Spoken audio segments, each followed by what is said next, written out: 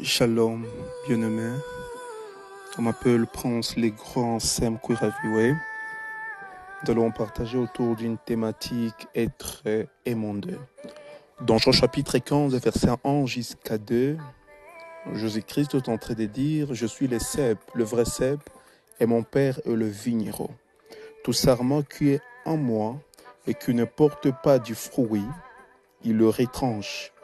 Tout sarment qui porte du fruit, il le monde en fait qu'il porte encore plus de fruits. » Cet enseignement aura 7 chapitres, mais dans notre introduction, nous parlerons juste de quelques points et la suite sera dans d'autres sessions.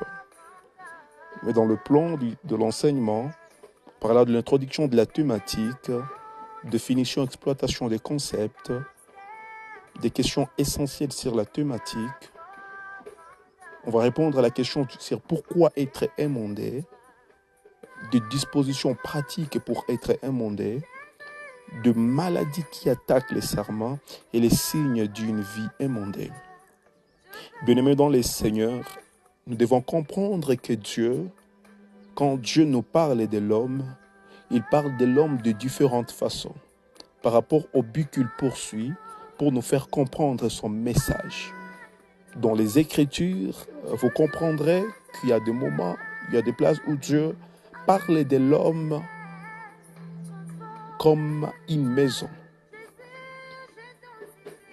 comme un temple. Il y a des places où Dieu parle de l'homme comme une sémence qui doit accepter de mourir, en fait de devenir un arbre qui va produire beaucoup de fruits. Il y a des places dans la parole où nous comprenons que Dieu parle de l'homme comme une brebis qui doit dépendre du bon berger. Il y a beaucoup d'images que Dieu présente en parlant de l'homme. Dieu parle de l'homme comme le sel, il parle de l'homme comme la lumière. Cependant, avec notre passage de Jean chapitre 15, versets 1 jusqu'à 2, Dieu nous parle de l'homme comme un sarment. Et dans ces différentes images, Dieu vise à faire comprendre à l'homme sa vérité, mais aussi se révéler à celui-ci. Nous allons rester dans notre sujet dans lequel on nous présente la possibilité d'être sur le même cep, mais sans produire les mêmes résultats. D'un côté, on nous parle d'un sarment qui ne produit pas, tout en nous précisant, tout en nous montrant la conséquence fâcheuse liée à son improductivité. Et de l'autre côté, on nous montre la possibilité d'un sarment qui porte des fruits. Et Jésus parle du soin que ce sarment bénéficiera de la part de Dieu.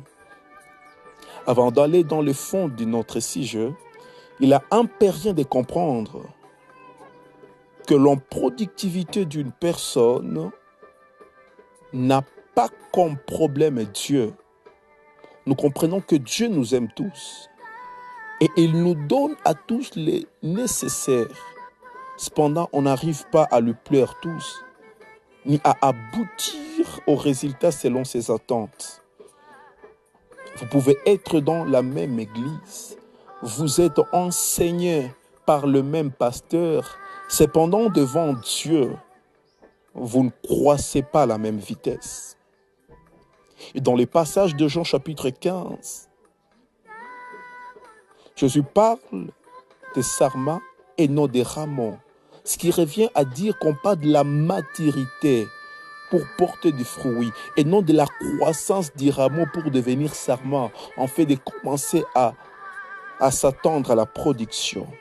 Ma prière pour vous, que vous produisiez des fruits et que rien ou personne ne vous l'empêche, que vous viviez pour réjouir les cœurs de Dieu. Vous n'êtes pas inutile sur la terre. Rendez Dieu fier de vous. Qu'est-ce que je dois retenir autour de la thématique?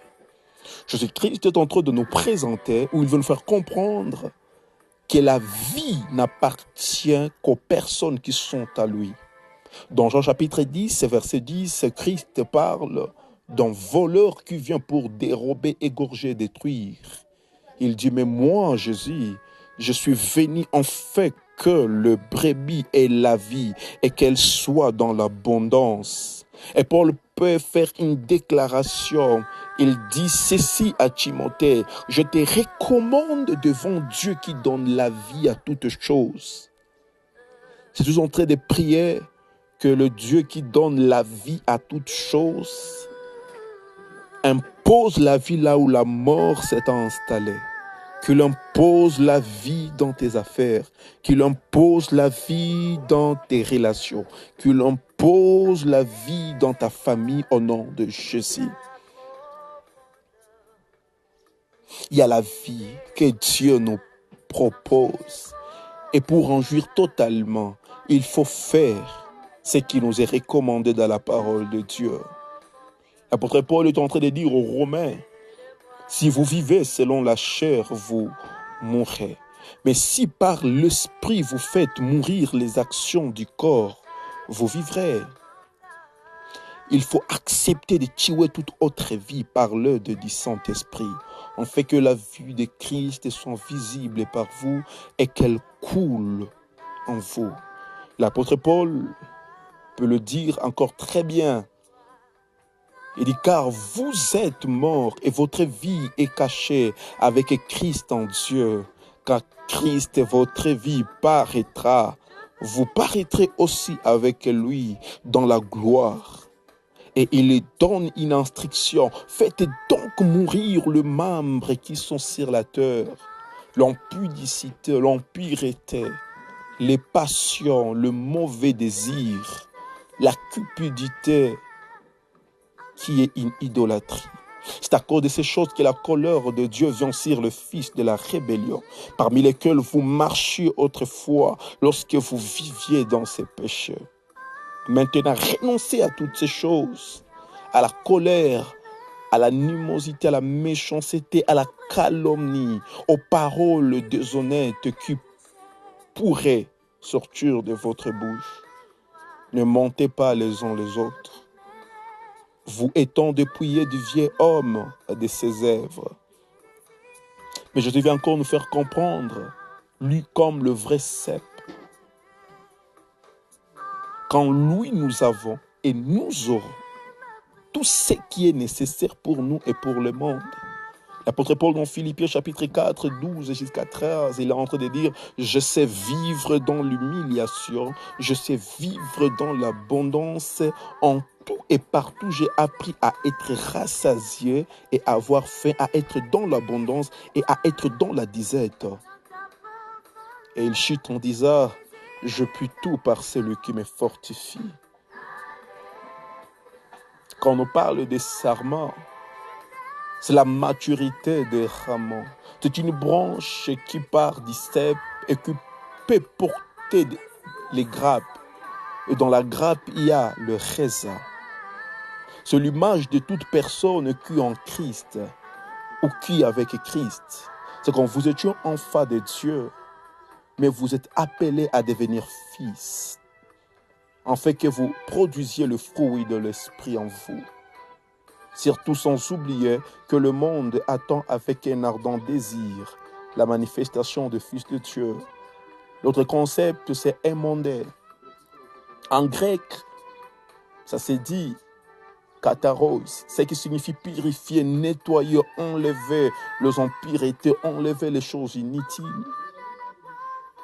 De comprendre qu'être émondé, ce n'est pas l'exaucement à une prière faite, mais c'est un résultat de l'appréciation de Dieu, de la productivité ou de la qualité de la vie de l'homme. C'est Dieu qui constate la productivité et c'est lui qui décide de venir au monde. J'aime ce que la parole de Dieu est en train de dire. Dieu dit, je viendrai moi-même pour vous perfectionner, pour vous former, pour vous affermir et vous rendre inébranlable. Dieu travaille sur la personne qui a des dispositions à changer. La personne qui a un cœur repentant. Dans Matthieu chapitre 3, verset 8, il est écrit, produisez le fruit digne de la repentance. Être émondé, Dieu veut que nous vivions en communauté, mais en ayant chacun une vie productive. Sur la cèpe, il y a plusieurs rameaux. La productivité de l'un ne conditionnera pas la coupure de l'arbre. Ma prière est que Christ soit formé en nous. Comprenons que toute stérilité spirituelle ou tout stérile spirituel ne héritera pas le royaume de Dieu. Mais on doit comprendre qu'aucun esprit n'est stérile, car chaque esprit produit dans son cas, soit dans les camps de Dieu, soit dans les camps de l'ennemi. La suite, c'est dans l'épisode qui va suivre.